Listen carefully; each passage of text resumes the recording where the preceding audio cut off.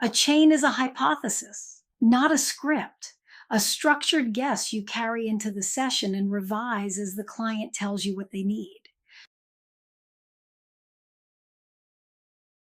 It would be easy to hear chain and think script. And if you hear script, you probably think, now I have a rigid sequence to execute, a plan to protect from interruption. The chain becomes the deliverable instead of the client's growth.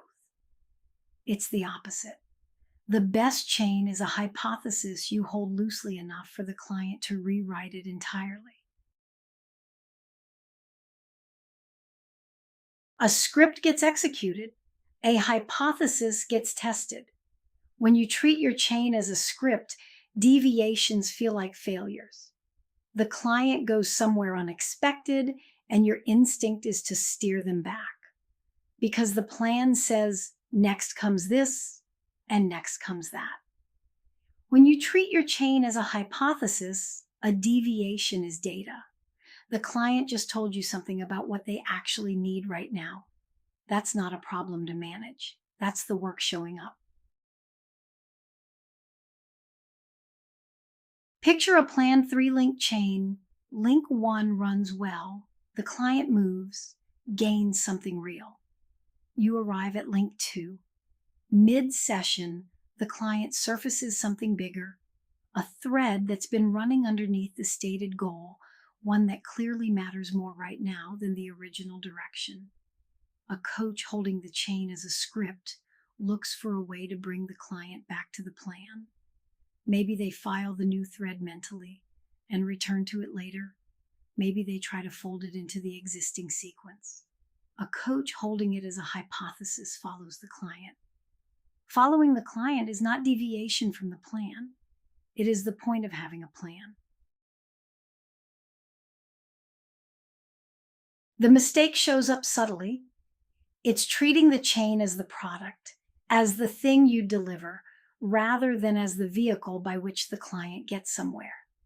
A coach who's protecting the plan will notice signals from the client and not act on them. They'll mentally note the departure, keep moving, and hope to circle back later.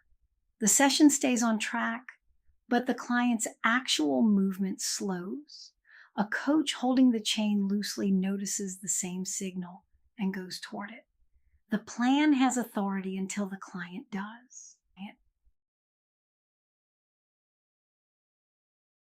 This is actually the 5th move, hold presence, operating at the engagement level. Hold presence means staying connected to what's actually happening with the client rather than what you plan to happen. At the session level, that means not getting captured by your own agenda. At the engagement level, it means carrying your chain as a hypothesis rather than a commitment. The two are the same orientation, just at different timescales. A coach who holds presence well in sessions will naturally hold their chains loosely across an entire engagement. Design the chain with discipline. Carry it with humility. Those two things aren't in tension. They work together. The rigor of good design is what gives you something worth being flexible about. A carelessly built chain doesn't earn adaptation. You're just improvising with extra steps. So how do you design a good hypothesis in the first place?